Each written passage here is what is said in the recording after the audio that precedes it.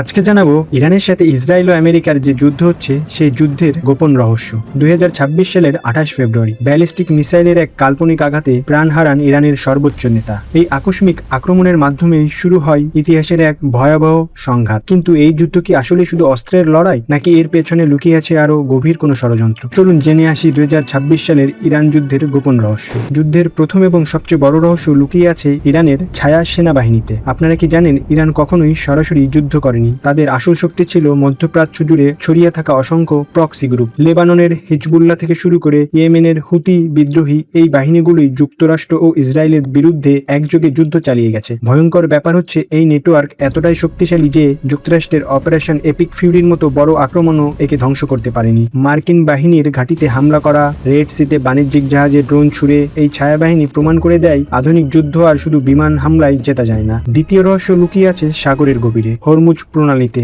Iran তাদের পরমাণু কর্মসূচি ধ্বংস করার জন্য পরিচালিত অপারেশন এপিক ফিউরির জবাব দিতে গিয়ে একটি ভয়ঙ্কর অস্ত্র ব্যবহার করে। তারা বিশ্বের সবচেয়ে গুরুত্বপূর্ণ তেল পরিবহনকারী এই জলপথটি কার্যত বন্ধ করে দেয়। ফলে প্রায় 20% জ্বালানি তেল সরবরাহ হঠাৎ করে থমকে যায়। আর মাত্র কয়েক সপ্তাহের মধ্যেই অপরিশোধিত তেলের দাম 53% বেড়ে যায়। শুরু হয়ে যায় এক ভয়াবহ অর্থনৈতিক সংকট। যুক্তরাষ্ট্র ইরানের জাহাজে নৌ অবরোধ আরোপ করে, আর ইরান পাল্টা হুমকি দেয়। এই অর্থনৈতিক যুদ্ধই আসল লড়াইকে আরো ভয়াবহ করে তোলে। তৃতীয় রহস্য হলো পারমাণবিক অস্ত্র। যুক্তরাষ্ট্র ইসরায়েল ইরানের পরমাণু স্থাপনায় যে বিধ্বংসী হামলা চালায়, তাতে পুরো বিশ্ব ভেবেছিল ইরানের পারমাণবিক স্বপ্ন চিরতরে শেষ হয়ে গেছে। কিন্তু আসল সত্যটা চমকে দেওয়ার মতো। পেন্টাগন নিজেই পরে স্বীকার করে যে ব্যাপক বোমাবর্ষণের পরেও ইরান তার পারমাণবিক কর্মসূচির মূল যোগ্যতা অটুট রেখেছে। মানে ধ্বংসযজ্ঞের মধ্যেও তারা জরুরি যন্ত্রপাতি ও ডকুমেন্ট রক্ষা করতে পেরেছে। আর এরপরেই কূটনীতির অঙ্ক বদলে যায়। ইরান তখন দাবি করে আগে যুদ্ধ থামুক এবং অর্থনৈতিক অবরোধ তুলে নেওয়া হোক, তারপরেই কেবল পারমাণবিক কর্মসূচি নিয়ে আলোচনা হবে।